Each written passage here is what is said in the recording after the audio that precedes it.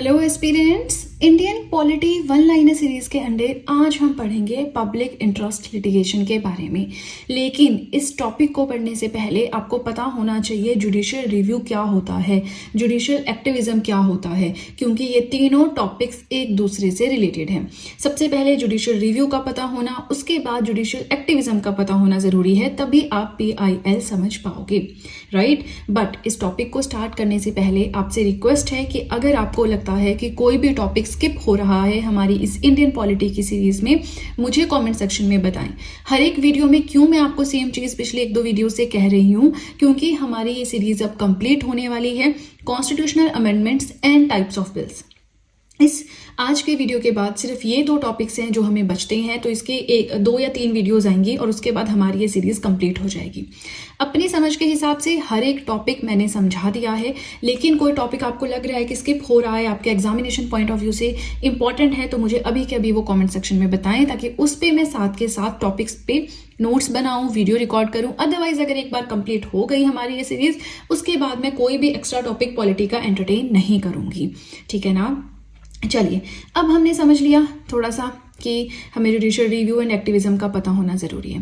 अब public interest litigation actual में होता क्या है, ठीक है। तो सिंपल भाषा में समझाऊं, कोई एक दुखी इंसान है, ठीक है, उसके फंडामेंटल राइट्स का वायलेशन हो रहा है, या किसी भी तरह से किसी भी रीजन से वो दुखी है, लेकिन वो अनपढ़ है, या हम कहेंगे उसे नॉलेज नहीं है, या वो इग्नोर कर रहा है, या वो गरीब है, वो कोर्ट में जाना, फीस देना, लॉयर की सब अफोर्ड नहीं कर सकता, तो वो कोर्ट में नहीं जाएगा इस केस में। ये सारी सिचुएशंस में गरीबी है, इग्नोरेंस है, नहीं जाना चाहता, तो उसकी जगह पे कोई और पर्सन कोर्ट में जाके पिटीशन फाइल कर सकता है कि इस इंसान के साथ गलत हो रहा है और इसको न्याय दें।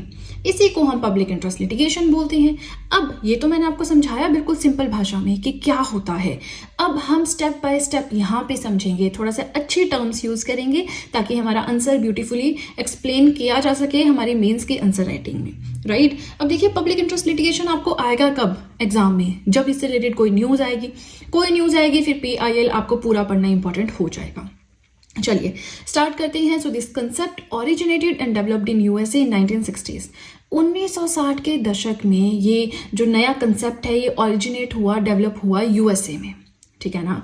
अब इंडिया में ये आया as a product of judicial activism role of Supreme Court. Supreme Court का जुडिशियल एक्टिविज्म रोल क्या है, चलिए फटाफट से रिवाइज करते हैं। जुडिशियल रिव्यू होता है, कोई लॉ पास किया लेकिन वो लॉ सही नहीं है, कोई भी सिटीजन उससे खुश नहीं है, तो हम लोग तो कुछ नहीं कर सकते, हम आम आदमी के पास तो इतनी पावर नहीं है। लेकिन इस केस में पावर आ जाती है कोर्ट के पास। कोर्ट के पास ये पावर है कि वो उस लॉ को देखे, अगर वो गलत है तो उसे अनकॉन्स्टिट्यूशनल प्रूव कर दे, ठीक है, खारिज कर दे, उसको खत्म कर दे उस लॉ को। ये तो हो गया जुडिशियल रिव्यू, मतलब कोई भी स्टेटमेंट, कोई भी लॉ आया उसको रिव्यू करना, गलत है तो उसको अनकॉन्स्टिट्यूशनल प्रूव कर देना, मतलब वो चीज आगे अब जारी नहीं होगी। जुडिशियल एक्टिविज्म क्या होता है कि कोई पॉलिसी आई और कोर्ट ने बोला कि नहीं ये अनकॉन्स्टिट्यूशनल है, उसको खारिज कर दिया कि ये अब आगे से जो है इम्प्लीमेंट नहीं होगा, लेकिन साथ में रिकमेंडेशंस दी कि ये लॉ इस तरह से बनना चाहिए। मतलब जुडिशियल एक्टिविज्म में किसी भी लॉ को अनकॉन्स्टिट्यूशनल प्रूव करने के साथ उसे लॉ मेकिंग प्रोसीजर में भी पार्टिसिपेट करता है हमारा कोर्ट। कोर्ट बताएगा कि ये लॉ ऐसे नहीं ऐसे होना चाहिए, तब ये लोगों के हित में होगा। मतलब जुडिशियल एक्टिविज्म में जो जुडिशरी है वो एक्टिवली रोल प्ले करती है इन लॉ मेकिंग प्रोसेस, ठीक है। अब पब्लिक इंटरेस्ट लिटिगेशन क्या है, एक ऐसी याचिका है, एक ऐसी पिटीशन है जिसमें कोई दुखी इंसान है, उसके दुख दूर किए जा सके, उसे न्याय प्रोवाइड करवाया जा सके, वो हम PIL के अंडर पढ़ते हैं, ठीक है। नाउ पायनियर्स होता है कि जिन्होंने प्रोपगेट किया इस चीज को, जो इंडिया में लेकर आए, तो वो थे justice VR Krishna Iyer and justice PN Bhagwati. इन दोनों का जिक्र हमने कहाँ पे पढ़ा है, तो हमने प्रीवियस वीडियो में जिसमें हमने पढ़ा था जुडिशियल एक्टिविज्म के बारे में, वहां पे हमने 4 जजेस के नाम पढ़े थे, एक देसाई थे, एक चिनप्पा थे और 2 ये थे, तो वो आपको वहां पे जुडिशियल एक्टिविज्म में पता होना जरूरी है, एंड पब्लिक इंटरेस्ट लिटिगेशन में इन दोनों के नाम पता होना जरूरी है। इसके साथ हम ये भी पढ़ेंगे कि father of PIL in India किसे कहते हैं, बट स्टेप बाय स्टेप, ठीक है ना। चलिए, अब ये जो पब्लिक इंटरेस्ट लिटिगेशन है इसे कुछ और नामों से भी जाना जाता है, जैसे कि साल, सिल, कैल ऐसे बोल लो, या SAL, SIL, CAL ऐसे बोलो। मतलब पब्लिक इंटरेस्ट लिटिगेशन को सोशल एक्शन लिटिगेशन भी बोलते हैं, सोशल इंटरेस्ट लिटिगेशन भी बोलते हैं, क्लास एक्शन लिटिगेशन भी बोलते हैं। अब कहीं पे अगर इसकी जगह ये टर्म हो तो कंफ्यूज नहीं होना कि शायद ये सोशली एम्पावर्ड, ऐसा कुछ नहीं, सेम ही चीज़ है, ठीक है। अब हम देखेंगे डेफिनेशन, और ये डेफिनेशन मैंने कहाँ से ली है, बहुत ही आपका ट्रस्टवर्दी सोर्स है, Indian polity by M Laxmikanth, वहां से मैंने ये डेफिनेशन एज इट इज उठाई है। और आप देखेंगे कितने अच्छे से, कितने सिंपल, कितने इजी लैंग्वेज में इन्होंने एक्सप्लेन किया है, और हम इधर उधर भटकते हैं, एम लक्ष्मीकांत नहीं पढ़ते हैं, है ना। चलिए, पब्लिक इंटरेस्ट लिटिगेशन क्या है, पहले हम पूरा पढ़ेंगे, फिर मैं आपको एक एक वर्ड समझाऊंगी। एनी सिटीजन और social organization can move to the court, कोई भी सिटीजन, कोई भी ऑर्गेनाइजेशन, कोई ग्रुप है, वो कोर्ट में जा सकता है for the enforcement of rights of any person और group of persons who because of their poverty और ignorance are themselves unable to approach the court for the remedies. कोई भी पर्सन, कोई भी सोशल ऑर्गेनाइजेशन, कोई भी ग्रुप डायरेक्टली कोर्ट में जा सकता है अगर उन्हें लगता है कि कोई एक इंसान या कोई ग्रुप ऑफ पर्संस बहुत गरीब हैं और वो अपने दुखों को लेकर कोर्ट में नहीं जा सकते हैं, ठीक है ना, या वो इग्नोर कर रहे हैं, उनके पास इतना पैसा नहीं है कि वो लॉयर की फीस भर सकें, लेकिन उनको रेमेडी की ज़रूरत है, उनको सही सॉल्यूशन की ज़रूरत है ना, उनके राइट्स को एनफोर्स करना है, तो उस केस में कोई भी पर्सन जा सकता है, ठीक है। अब ये है हमारा पब्लिक इंटरेस्ट लिटिगेशन। लेकिन इससे पहले क्या होता था, जो दुखी पर्सन था, एग्रीव्ड पर्सन था, सिर्फ वही जा सकता था, ठीक है ना, तो वो भी हम समझते हैं।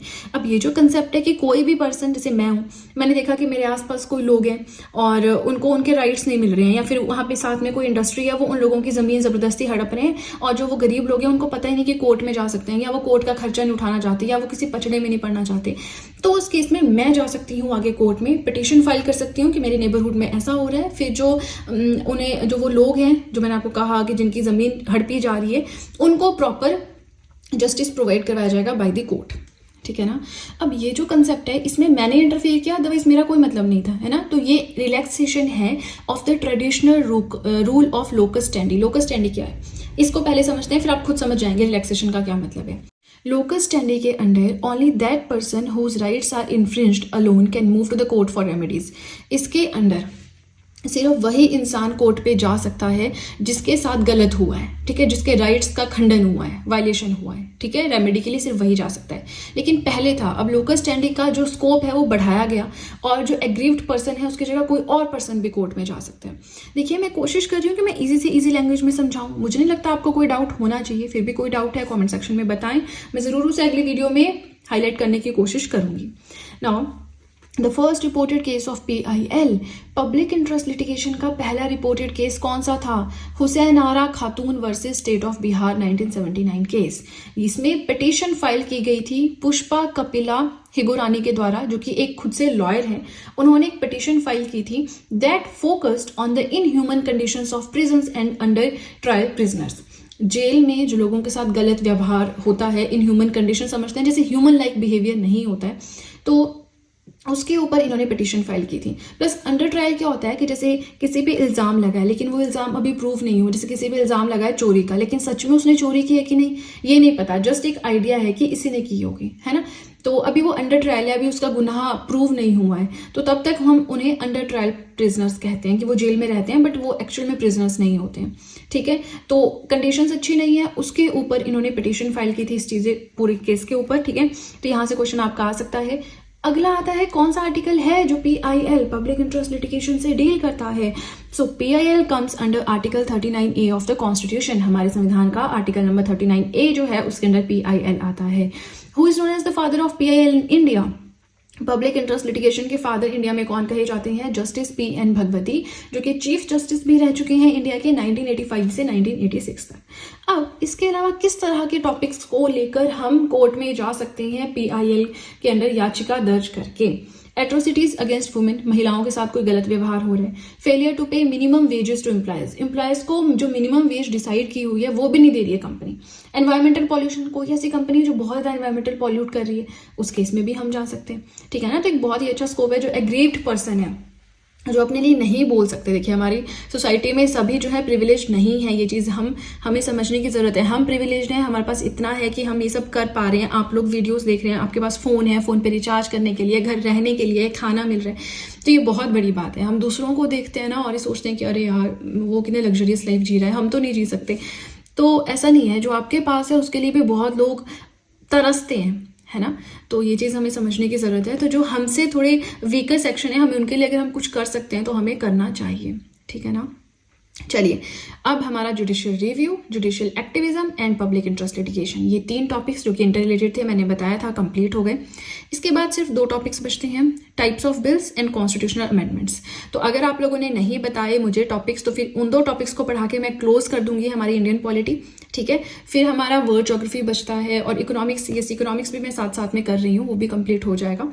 एंड देन उसके बाद आप नोट्स भी परचेज कर सकते हैं। अब मेरी 2 वीडियोस रहती हैं, 2 वीडियोस जब इसके बाद आएंगे तो आप इंडियन पॉलिटी 1 लाइनर सीरीज के नोट्स भी परचेज कर सकते हैं, ठीक है ना। चलिए, तो आज के लिए इतना ही। वीडियो पसंद आए तो लाइक ज़रूर कीजिएगा, चैनल को ज़रूर सब्सक्राइब करें, बेल आइकन को प्रेस करें, सो दैट मैं जैसे कोई वीडियो अपलोड करूं सबसे पहले नोटिफिकेशन आपके पास पहुंचे। प्लस जो भी आपके फ्रेंड्स हैं जो भी गवर्नमेंट एग्जाम्स के लिए प्रिपेयर कर रहे हैं, उनके साथ भी मेरे चैनल का लिंक ज़रूर शेयर करें, so that in hand written notes का उन्हें भी कुछ फ़ायदा हो सके। तो चलिए फ्रेंड्स, आज के लिए इतना ही। अब हम मिलेंगे नेक्स्ट वीडियो में। So that's it and see you soon.